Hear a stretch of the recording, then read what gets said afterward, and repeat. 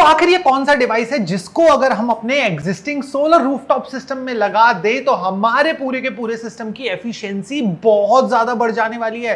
तो मैं बात कर रहा हूं आज की वीडियो में दोस्तों माइक्रो इन्वर्टर्स की।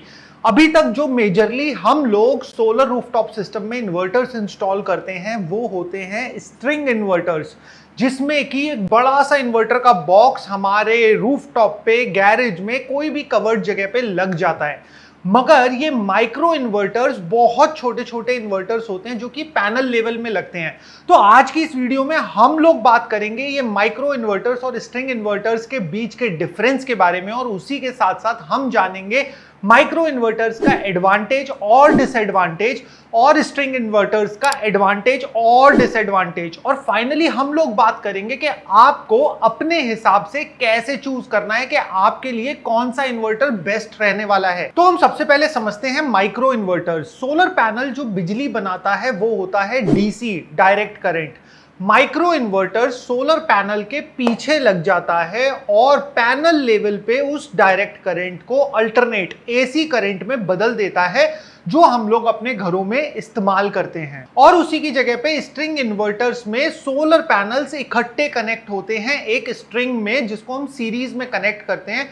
और इसमें जब हम एक सोलर पैनल को दूसरे सोलर पैनल से सीरीज में कनेक्ट करते हैं तो इनके वोल्टेज बढ़ते जाते हैं, और ये हमारा स्टार्टिंग में 50 वोल्ट, 150 वोल्ट, 200 वोल्ट, 250 वोल्ट और मैक्सिमम 1000 वोल्ट तक जा सकता है।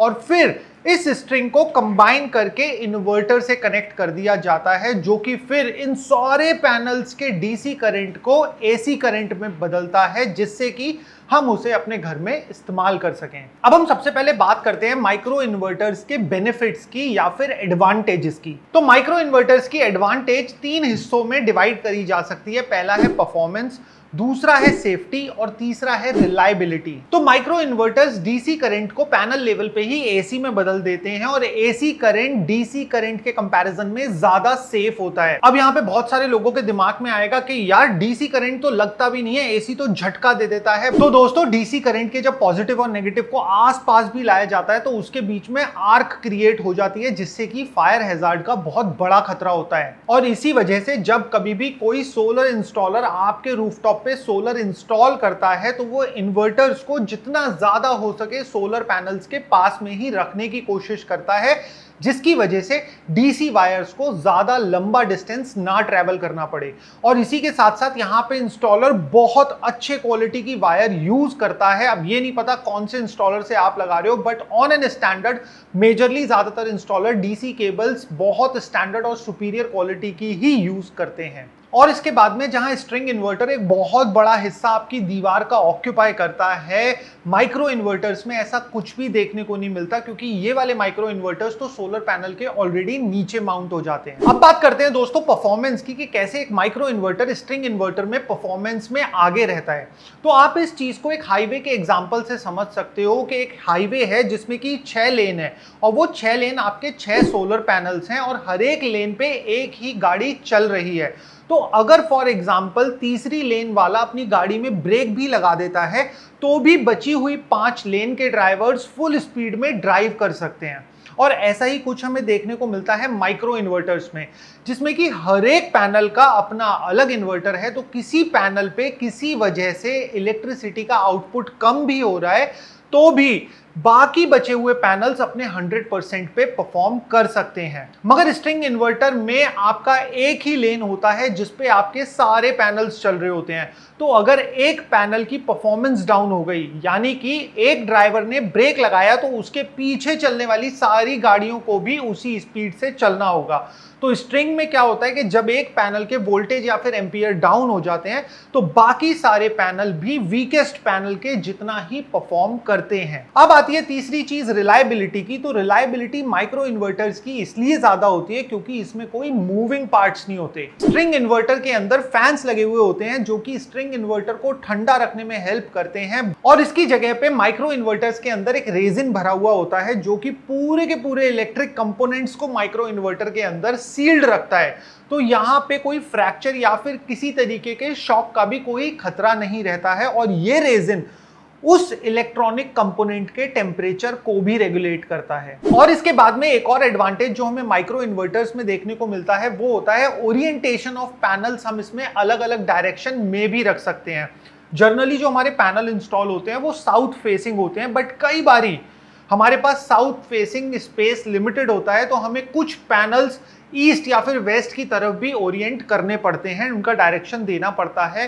तो उस केस में स्ट्रिंग इन्वर्टर इस्तेमाल नहीं करा जा सकता। करने वाले करते भी हैं, बट उसमें पूरी की पूरी स्ट्रिंग की एफिशिएंसी डाउन आ जाएगी।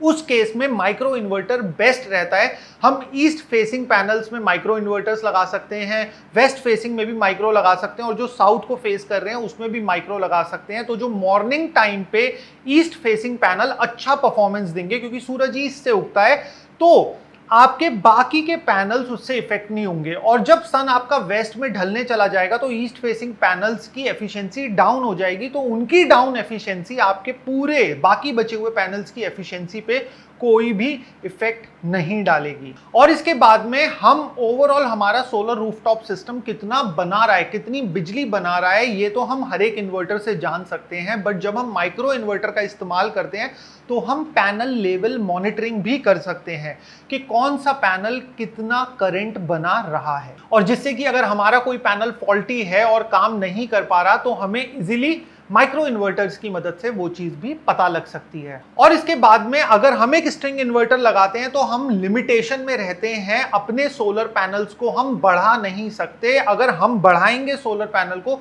तो हम एक या फिर दो पैनल नहीं बढ़ा सकते, हमें पूरी की पूरी एक स्ट्रिंग ही बढ़ानी पड़ेगी। और फिर उसके बाद में हमें इन्वर्टर भी अपग्रेड करना पड़ेगा, पुराने इन्वर्टर को हटाना पड़ेगा। और इसके बाद में कंपैरेटिवली स्ट्रिंग इन्वर्टर पे जहां हमें 5 साल की वारंटी मिलती है, हमारे को माइक्रो इन्वर्टर्स पे इंडिया के अंदर खास करके 15 साल तक की वारंटी मिलती है। बट इसके अंदर कंपोनेंट वाइज डिवीजन है, कुछ कंपोनेंट्स पे 5 साल की भी वारंटी है और कुछ पे आपका 15 साल तक की भी वारंटी मिलती है। तो इसमें ओवरऑल आपकी वारंटी ज्यादा मिलती है। अब बात करते हैं डिसएडवांटेज की, कि हम माइक्रो इन्वर्टर्स अगर इंस्टॉल करते हैं तो इसका सबसे बड़ा डिसएडवांटेज हमें क्या फेस करना होगा। तो इसका मेजर जो एक डिसएडवांटेज है और सबसे बड़ा डिसएडवांटेज है वो है माइक्रो इन्वर्टर्स का प्राइसिंग। अगर हम एक स्टैंडर्ड स्ट्रिंग इन्वर्टर लगाते हैं और सेम किलोवाट का हम माइक्रो इन्वर्टर्स इंस्टॉल करते हैं तो हमारी कॉस्टिंग में कहीं ना कहीं 40 to 50% का इंक्रीज आ जाएगा, और कई इंस्टॉलेशंस में तो ये इंक्रीज 60% तक भी जा सकता है। और इसके बाद में माइक्रो इन्वर्टर्स का दूसरा सबसे बड़ा डिसएडवांटेज है कि इनकी इंस्टॉलेशन में लगता है बहुत ज्यादा time. String inverter comparatively micro inverter के बहुत जल्दी इंस्टॉल हो जाते हैं, और कई इंस्टॉलर तो एक दिन में दो इंस्टॉलेशंस भी कर देते हैं। But micro inverter panel level पे इंस्टॉल होने की वजह से रूफ पे इसका बहुत ज्यादा काम होता है। सारा का सारा जो इंस्टॉलेशन का वर्क है वो रूफ पे ही सबसे ज्यादा होता है, जिसकी वजह से टाइम कंजम्पशन भी बहुत बढ़ जाता है। तो इसमें आपका माइक्रो इन्वर्टर्स भी महंगे आते हैं और साथ ही साथ इसकी इंस्टॉलेशन भी महंगी पड़ती है। अब हम बात करते हैं स्ट्रिंग इन्वर्टर के एडवांटेजेस और डिसएडवांटेजेस की। अब स्ट्रिंग इन्वर्टर का जो सबसे बड़ा एडवांटेज है वो है उसकी अपफ्रंट स्क्रीन। अगर मैं एक स्ट्रिंग इन्वर्टर के सामने जाके खड़ा हो जाता हूं और स्क्रीन पे टैप करता हूं, बटन्स प्रेस करता हूं, तो मैं इमीडिएटली जान जाऊंगा कि मेरा सोलर रूफटॉप सिस्टम क्या परफॉर्म कर रहा है। और उसी के कंपैरिजन में माइक्रो इन्वर्टर में मुझे मोबाइल ऐप या फिर टैबलेट किसी चीज का सहारा लेना पड़ेगा जानने के लिए कि भाई परफॉर्मेंस कैसी चल रही है। दूसरा सबसे बड़ा एडवांटेज स्ट्रिंग इन्वर्टर का है कि ये कॉस्टिंग में बहुत कम होता है in comparison to micro inverters, और इसी के साथ साथ स्ट्रिंग इन्वर्टर की इंस्टॉलेशन भी बहुत फास्ट होती है। और इसके बाद में कभी भी एक स्ट्रिंग इन्वर्टर में कोई दिक्कत आ जाए तो वो भी इजीली फिक्स की जा सकती है। और इसी के साथ साथ इसका एक और सबसे बड़ा एडवांटेज है इसकी कंपैटिबिलिटी। एक स्ट्रिंग इन्वर्टर मेजरली हर एक सोलर पैनल के साथ में काम कर सकता है, हर एक तरीके की डीसी केबल के साथ में भी काम कर सकता है। और जो इसका कंपैटिबिलिटी का एडवांटेज है, ये कई सिनेरियोज में इसका एक डिसएडवांटेज भी बन जाता है, क्योंकि कई इंस्टॉलर सब स्टैंडर्ड वायर्स का भी यूज कर देते हैं, जिससे फायर हैजार्ड तो क्रिएट होता ही होता है, साथ ही साथ इन्वर्टर पर भी इसका असर पड़ता है। अब बात करते हैं दोस्तों कि स्ट्रिंग इन्वर्टर की मेजर डिसएडवांटेजेस क्या क्या हैं। सबसे पहली और मेजर डिसएडवांटेज है कि अगर आपके रूफटॉप पे शेड आ रहा है, मान लीजिए कि आपके 20 पैनल है और 2 पैनल्स पे शेड आ रहा है, तो आपका जो शेडेड पैनल है वो जितना परफॉर्म कर रहा होगा सारे के सारे पैनल्स उतना ही परफॉर्म कर रहे होंगे। तो स्ट्रिंग इन्वर्टर में ये एक मेजर ड्रॉबैक होता है जिसकी वजह से शेड फ्री रूफटॉप एरिया को देखा जाता है जब कभी भी हम स्ट्रिंग इन्वर्टर लगाते हैं तो। और जो दूसरा सबसे बड़ा डिसएडवांटेज आता है वो आता है central point of failure. Imagine करके देखो कि ऐसा कभी ना हो, मगर अगर कभी आपका एक इन्वर्टर खराब हो गया, बेशक से 5 साल की वारंटी है, बट उस वारंटी को क्लेम करने से लेके नया इन्वर्टर आपके डोर स्टेप तक आने तक मेजरली 2 से 3 हफ्ते कभी कभी लग जाते हैं, डिपेंडिंग अपॉन कि हम किस कंपनी का इन्वर्टर ले रहे हैं। तो इस केस में जो एनर्जी लॉस होगा आपका, क्योंकि जो आपका सोलर रूफटॉप बनाएगा वो बिना इन्वर्टर के आप कंज्यूम नहीं कर पाओगे, तो 3 से 4 हफ्तों का आपका जो भी एनर्जी जनरेशन होगा वो सारा का सारा बर्बाद हो जाएगा। मगर अगर इसकी जगह पे आपने एक माइक्रो इन्वर्टर लगा रखा है और एक माइक्रो इन्वर्टर खराब भी हो जाता है तो आपके बाकी पैनल्स इजीली जनरेशन करते रहेंगे बिना किसी प्रॉब्लम के। और उसके बाद में जो एक और डिसएडवांटेज स्ट्रिंग इन्वर्टर्स का देखने को मिलता है वो होता है लिमिटेड वारंटी क्लेम। तो स्ट्रिंग इन्वर्टर्स पे जो आपका वारंटी मिलती है वो मिलती है 5 साल की मैक्स, और इन कंपैरिजन टू आपका माइक्रो इन्वर्टर्स में 15 साल तक की वारंटी भी मिलती है। तो अब हम बात करते हैं कि कौन वो कंज्यूमर है जिनको माइक्रो इन्वर्टर पे जाना चाहिए और कौन से वो कंज्यूमर्स हैं जिनको स्ट्रिंग इन्वर्टर पे जाना चाहिए। तो यहाँ पे सबसे पहला पॉइंट आता है कॉस्ट का। अगर आपके पास में बजट है, अगर आपका फाइनेंशियल बजट अलाउ करता है आपको, तो आपको डेफिनेटली माइक्रो इन्वर्टर्स पर ही जाना चाहिए, क्योंकि ये एक अपग्रेडेड टेक्नोलॉजी है और उसी के साथ साथ यहाँ पे डिसेंट्रलाइजेशन हो रहा है पावर का, सेफ भी है, रिलायबल भी है और परफॉर्मेंस भी इसकी ज्यादा अच्छी है इन कंपैरिजन टू स्ट्रिंग।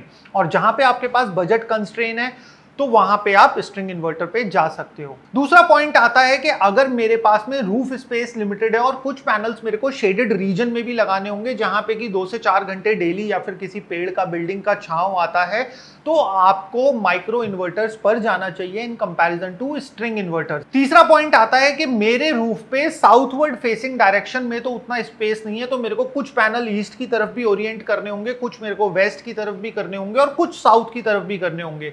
तो इस सिनेरियो में आपको आंखें बंद करके माइक्रो इन्वर्टर्स के लिए जाना चाहिए, स्ट्रिंग इन्वर्टर के लिए ऐसे सिनेरियो में नहीं जाना चाहिए। तो आई होप यहां तक वीडियो में आते आते आपको क्लैरिटी आ गई होगी माइक्रो इन्वर्टर्स और स्ट्रिंग इन्वर्टर्स के बीच में और आपको कौन सा चुनना चाहिए। अगर आप भी एक पूरा का पूरा रूफटॉप इंस्टॉलेशन का प्रोसेस समझना चाहते हो तो हमने इस पे भी एक डिटेल में वीडियो बनाया हुआ है, यहां पे आ रहा होगा, आप इसे देख सकते हो। मगर इस वीडियो को देखने से पहले ल्यूमेन सिटी चैनल को ऐसी इंटरेस्टिंग वीडियोस के लिए सब्सक्राइब करना मत भूलना।